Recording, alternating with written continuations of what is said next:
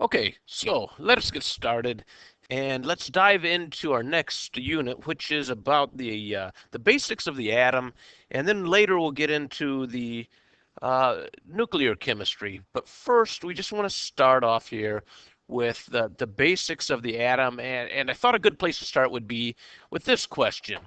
Consider a neutral atom of O18, whatever neutral means and whatever O18 means, and then we want to figure out the mass of the particles which make up this atom. Okay, so where do we start? Well, let's start here with the atom. And let's ask ourselves what makes up the atom. So let's come over here. Let's say particles that are in the atom. And when I say particles, I want to focus on three major particles. Now, there are other particles which are subprotonic or subneutronic, quarks and things like that, but that's beyond our scope. So let's just focus on the basic particles. And the three that we want to focus on are the electron, the proton, and the, way over here, neutron. Good. So these are the three particles which make up the atom, and we want to ask ourselves a question about their mass, their charge, and their location in the atom. So let's start with the mass. What is the mass of an electron? The mass of an electron is 5.486 times 10 to the minus fourth AMU.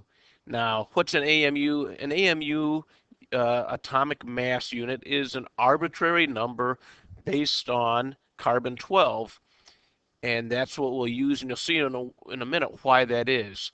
The mass of a proton is 1.0073 AMU, and the mass of a neutron is 1.0087 AMU. And if you look at my mass of my neutron and proton to 2 sig figs, you see why we like the AMU. Because when you look at only 2 sig figs, then we'd say that the mass of the proton is 1.0 and the mass of the neutron is only 1.0 AMUs. Now, for this class, we need to know the whole thing. 1.0073 AMUs is the mass of the proton, and 1.0087 AMUs is the mass of the neutron. Good. Charge. So that's mass. Charge. What's the charge of an electron? We're going to go with the assumed charge versus the real charge. The assumed charge is a minus 1. Good.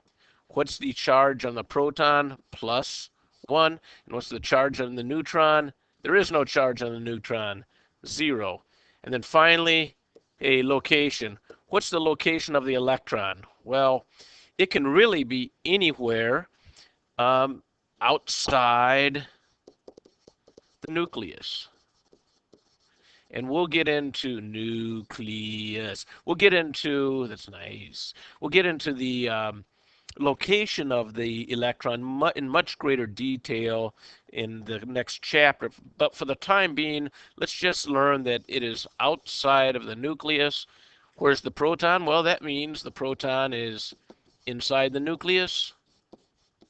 And where's the neutron? Also inside the nucleus. Good. Well, do we know enough to answer our first question? Let's see. Well, we know something about the mass now, don't we?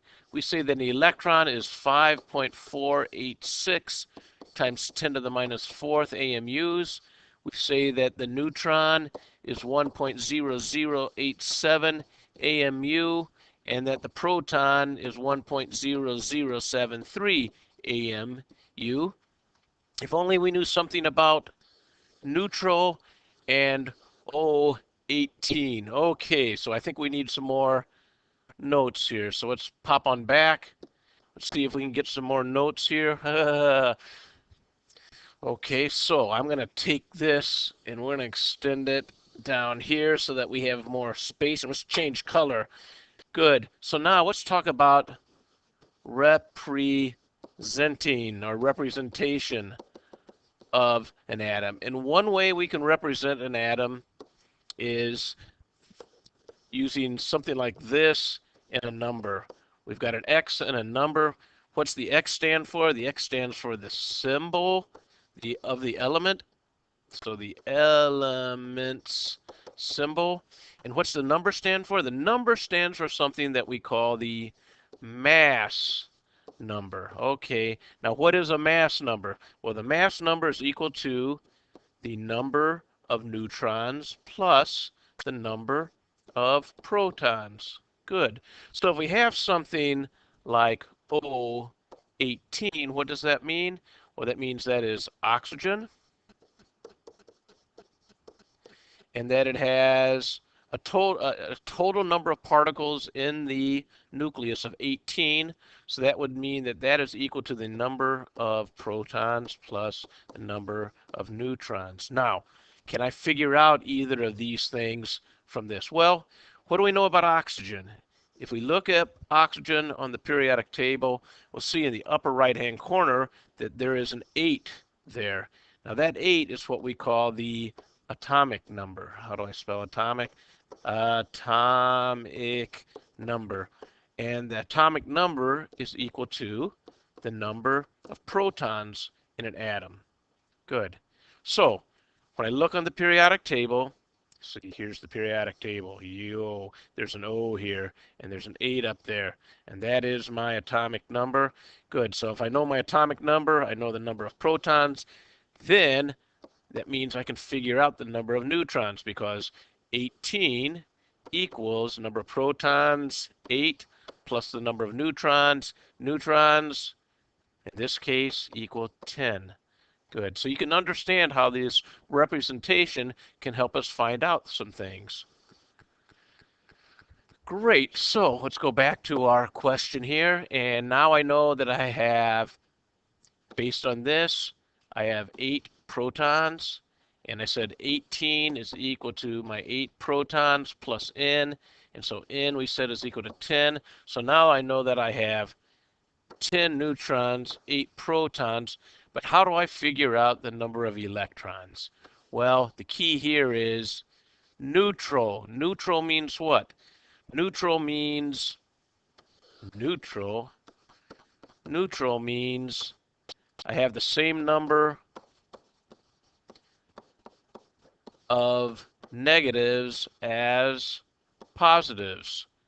Negatives as positive. What is negative in my atom? Well, electrons.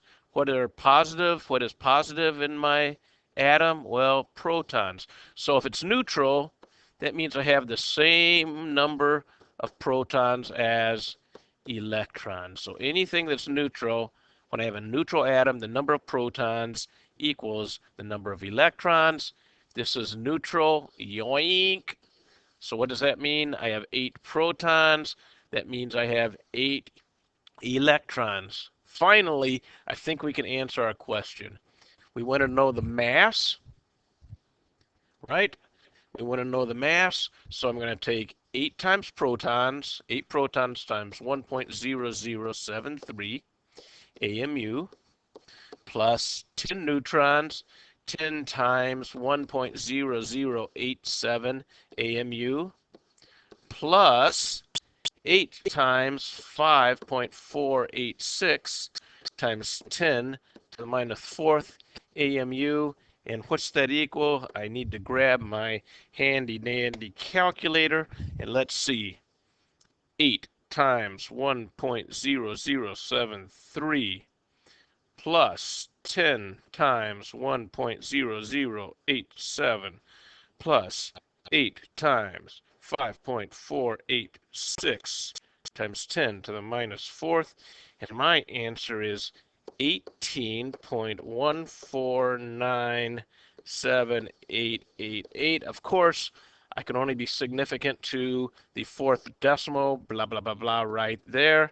So what is my totally correct answer? 18.149. Have to round this 7. And what I'm going to do, I'm going to round it up. AMU. There we go. That's how we do it. Let's see if you can do it. You have a neutral atom of carbon-14. What is the mass of the particles comprising this atom? So let's take some time and work on that.